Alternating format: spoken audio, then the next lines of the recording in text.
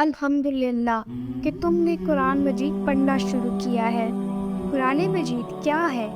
یہ اللہ کا کلام ہے، یا یوں سمجھ لو کہ یہ اللہ کی باتیں ہیں جو اس نے اپنے پیارے نبی صلی اللہ علیہ وسلم پر حضرت جبرائیل علیہ السلام کے ذریعے بھیجی، تاکہ ہم کو معلوم ہو جائے کہ اللہ تعالیٰ کون ہے، دنیا میں کون کون سی باتیں کرنے کی ہیں جن سے اللہ تعالیٰ خوش ہوتا ہے، اور کون سی باتیں چھوڑنے کی ہے جن سے اللہ تعالیٰ ناراض ہوتا ہے۔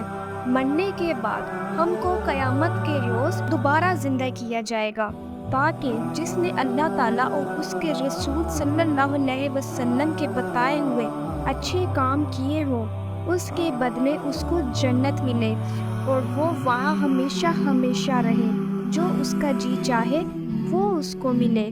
اور جس نے ایسے کام کیے جن کو اللہ تعالیٰ اور اس کے رسول صلی اللہ علیہ وسلم نے کرنے سے منع کیا ہے، اسے اس کی سزا دوزخ میں بھگتنا پڑے گی۔ جس نے اللہ تعالیٰ کے ساتھ شرک کیا ہے اس کو معاف نہیں کیا جائے گا۔ اس کے علاوہ اللہ تعالیٰ رحم کرنے والا ہے، جس کو چاہے بخش دے۔ قرآن مجید کا مقصد معلوم ہونے کے بعد تمہارے دل میں یہ خیال آتا ہوگا کہ اللہ تعالیٰ کون ہے۔ سنو، اس کی ذات کو سمجھنا تو عقل کا کام نہیں ہے۔ اللہ تعالیٰ نے اپنے متعلق قرآن میں فرمایا ہے، اللہ تعالیٰ ایک ہے اور وہی عبادت کے قابل ہے۔ اس کی ذات میں اور اس کے کاموں میں کوئی شریک نہیں، نہ اس کی کوئی اولاد ہے اور نہ وہ کسی کی اولاد ہے۔ وہ آسمانوں اور زمینوں کا نور ہے، وہ ہمیشہ سے ہے اور ہمیشہ رہے گا۔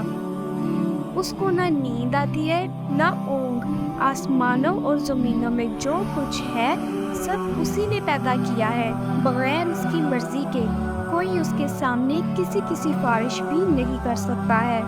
جو کچھ ہونے والا ہے اور جو کچھ ہو چکا ہے سب اس کو معلوم ہے۔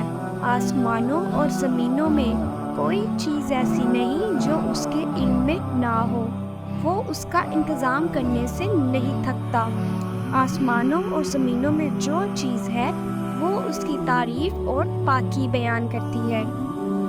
وہی پیدا کرتا ہے، وہی موت دیتا ہے، وہی موت کے بعد قیامت کے دن پھر زندہ کرے گا۔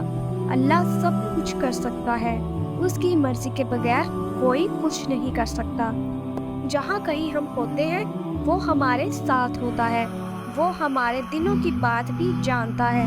وہی سب کو رزق دیتا ہے، جس کو چاہے تھوڑا، جسے چاہے بے حساب۔ اس کے اختیارات میں سے جسے چاہے سلطنت دے، جس کی چاہے سلطنت چھین لے، جسے چاہے عزت دے، جسے چاہے ذلت۔ دینوں دنیا کی سب سے بھلائیاں اسی کے ہاتھ میں ہے۔ وہی اولاد دیتا ہے، جسے چاہے بیٹے دے اور جسے چاہے بیٹیاں، جسے چاہے دونوں اور جسے چاہے کچھ بھی نہ دے۔ وہ کسی کو بھلائی دینا چاہے تو اس کو بدل نہیں سکتا، اور جو تکلیف کا مستحق ہوتا ہے اسے بدلنے والا بھی کوئی نہیں۔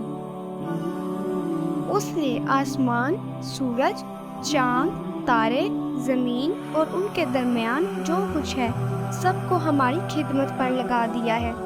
اس نے ہماری اچھی اچھی صورتیں بنائیں۔ اس نے ہم کو اس لیے پیدا کیا کہ اس کی عبادت اور فرما برداری کرے۔ اس نے حضرت محمد صلی اللہ علیہ وسلم کو اپنا آخری نبی بنا کر بھیجا، اور حضرت صلی اللہ علیہ وسلم پر اپنا آخری کلام قرآن مجید نازل فرمایا کہ میں اس کی حفاظت کروں گا